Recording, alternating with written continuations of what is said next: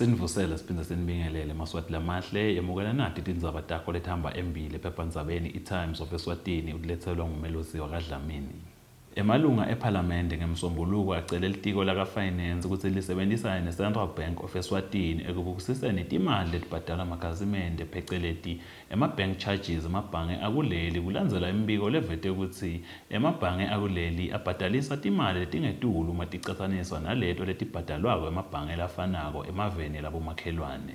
Inhloko yebahloli betikolo belibanga leliphakeme Dr. Cepsile Nxumalo sokutsite labasemagunyeni labafanele abavale tonkhe tindzawo letitsengisa tjwala edvute netikolo njengoba imbiko seyivete kutsi lizinga bafundzi lesebanatsa ngayo tjwala selendlula labo lebantfu labadzala. Lemibiko ivete kutsi lokubadvute kwaletindzawo netikolo kwente kutfolakala kweligwayi kanye netjwala kwabamelula ebantfwaneni besikolo.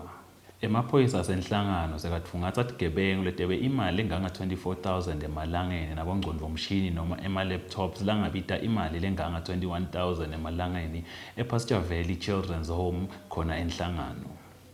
Lesigameko kubikwa kutsi sendeke ngensimbi ye-10 ebusuku mhla ka-25 July ngemva kwekutsi letigebengu tigcekeze tingene emnyango lomkhulu wema-ofisi alendzawo.